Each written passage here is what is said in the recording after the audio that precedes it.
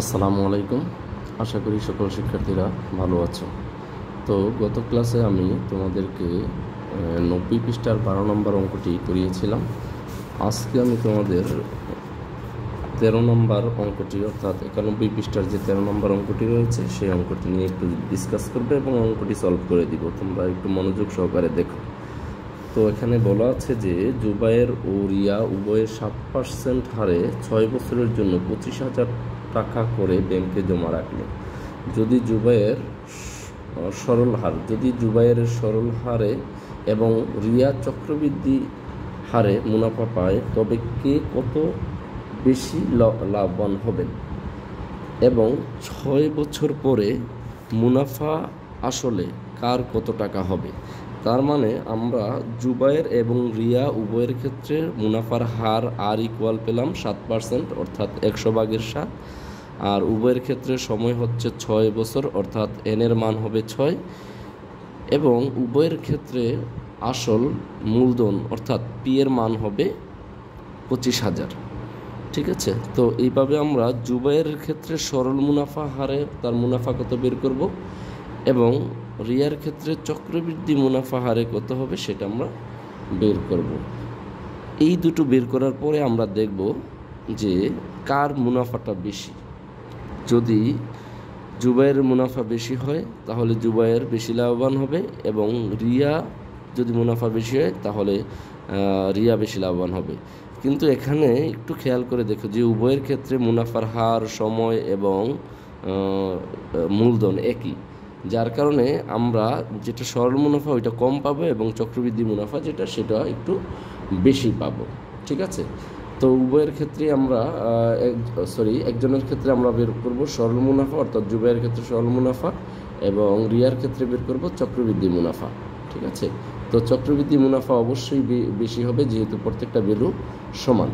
এবং আরও একটি প্রশ্ন করা হয়েছে যে 6 বছর পরে মুনাফা আসলে কার কত টাকা হবে, অর্থাৎ রিয়ার 6 বছর পরে কত টাকা হবে মুনাফা আসলে এবং জুবায়ের ক্ষেত্রে কত টাকা হবে মুনাফা আসলে। ঠিক আছে, তো অঙ্কটি আমি এখন করতেছি, আর ভিডিওটা যাতে একটু শর্ট হয় যার কারণে আমি একটু স্কিপ করে যাচ্ছি। তো এখানে খেয়াল করো যে আমরা লিখলাম যে দেওয়া আছে আসল পি ইকুয়াল 25,000 টাকা, আর সময়টা এন ইকুয়াল 6 বছর, আর মুনাফার হার আর ইকুয়াল 7%, অর্থাৎ 100/7। তারপরে এখন জুবায়ের ক্ষেত্রে সরল মুনাফা আই ইকুয়াল পি এন আর। তা এখানে পি এর মান হচ্ছে 25,000 গুণ এন এর মান হচ্ছে 6 গুণ আর এর মান হচ্ছে 100/7। আচ্ছা, এখানে গুণ চিহ্ন ইউজ করলাম কারণ পি এন এর মাঝখানে গুণ চিহ্ন হয় যেটা উজ্জ্ব আছে, কেমন, আর এন এবং আর এর মাঝেও একটা চিহ্ন আছে সেটা হচ্ছে গুণ চিহ্ন। এখানে আমরা গুণ চিহ্নগুলো দেখিয়ে দিলাম, কেমন। তো এখানে পি এর মান 25,000, এন এর মান 6 এবং আর এর মান হচ্ছে 100/7।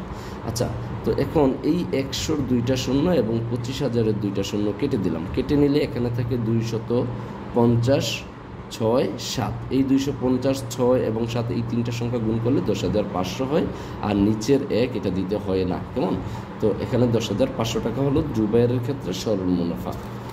এইবার আমরা এখানে আবার লিখে যে রিয়ার ক্ষেত্রে চক্রবৃদ্ধি মুনাফা কত হবে, আইসি ইকুয়াল চক্রবৃদ্ধি মুনাফার ফর্মুলা হচ্ছে P into 1 plus R whole to the power N minus 1, কেমন।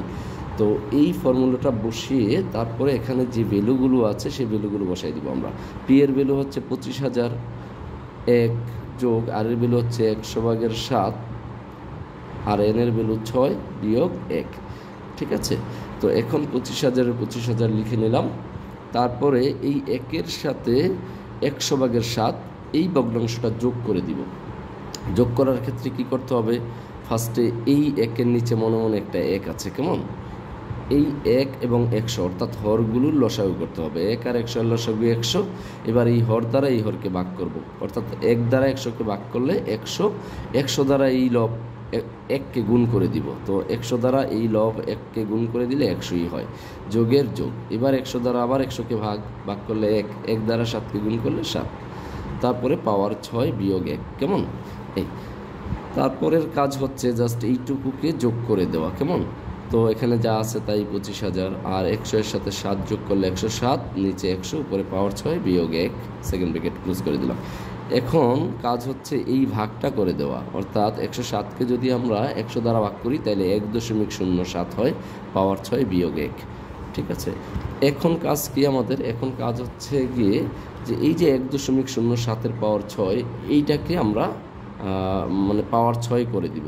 মানে 1.07-এর পাওয়ার যদি 6 করে দিই তাহলে সেই ক্ষেত্রে রেজাল্ট কী হবে? অর্থাৎ 1.07 আমরা 6 বার গুণ করব, 6 বার গুণ করার পরে এই রেজাল্টটা আসবে, মানে প্রায় এত আসবে। এরপরেও আরও ডিজিট আছে, যেমন 1.5007 আরও ডিজিট আছে, জাস্ট আমরা এইটুকু নিলাম, মানে দশমিকের পরে আমরা 5 গুণ নিয়ে নিলাম। আরও ঘর সংখ্যা আছে, তোমরা চাইলে নিতে পারো। ঠিক আছে, তো এখন আমাদের এই 1.5007 থেকে যদি 1 বিয়োগ করি তাহলে আমরা 0.5007 পেয়ে যাব। ঠিক আছে, এখন এই 25,000-এর সাথে এই সংখ্যাটা যদি গুণ করে দিই তাহলে এই 12,518.2588, এরপরেও আরও কিছু ডিজিট আছে, আমি জাস্ট এই দশমিকের পরে 4 গুণ নিয়ে নিলাম। তো এই টাকাটাই হচ্ছে চক্রবৃদ্ধি মুনাফা। রিয়ার ক্ষেত্রে এত টাকা প্রায় দিব। প্রায় কেন দিব? কারণ এই দশমিকের পরে আমি 4 গুণ নিয়েছি, এখানে আরও কিছু গড় সংখ্যা আছে, যার কারণে আমি এখানে 4 গুণ নিয়েছি। ঠিক আছে, তো এখন একটু এখান থেকে খেয়াল করো যে জুবাইরের ক্ষেত্রে সরল মুনাফা পেলাম 10,500, আর রিয়ার ক্ষেত্রে চক্রবৃদ্ধি মুনাফা পেলাম আমরা 12,518.2588, অর্থাৎ এখানে হচ্ছে 10,500 আর এখানে হচ্ছে 12,518.2588। তা এখান থেকে আমরা বুঝতে পারতেছি রিয়া বেশি লাভবান হবেন। তো আমরা এখানে ফার্স্টে আমরা লিখেই নিলাম যে অতএব রিয়া বেশি লাভবান হবেন। এবার 6 বছর পরে জুবাইরের মুনাফা আসল কত হবে? আচ্ছা, জুবাইরের আসল ছিল 25,000 আর জুবাইরের মুনাফা ছিল 10,500, এই দুইটা যোগ করলেই আমরা মুনাফা আসল পেয়ে যাব। কেমন? তো মুনাফা আসল সমান হচ্ছে আসল যোগ মুনাফা। কেমন? তো 25,000-এর সাথে 10,500 যোগ করলে হবে 35,500। এইটা গেল 6 বছর পরে জুবাইরের মুনাফা আসল। এবং রিয়ার মুনাফা আসল কত হবে? রিয়ার মুনাফা আসল হবে আসল যোগ রিয়ার মুনাফাটা। ঠিক আছে, তো এই আসল 25,000-এর সাথে আর রিয়ার মুনাফা 12,518.2588 যদি যোগ করে দিই তাহলে আমরা পাবো 37,518.2588 টাকা প্রায়, কারণ এই মুনাফাটা ছিল প্রায়, এই জন্য এখানেও আমরা প্রায় লিখে দিব। তো এই ছিল 13 নং অঙ্ক। ঠিক আছে, তোমরা আশা করি বুঝেছো, আর যদি না বুঝে থাকো অবশ্যই আমাকে বলবা, আমি পরবর্তী ক্লাসে বুঝিয়ে দিব। তো সবাইকে ধন্যবাদ, আসসালামু আলাইকুম।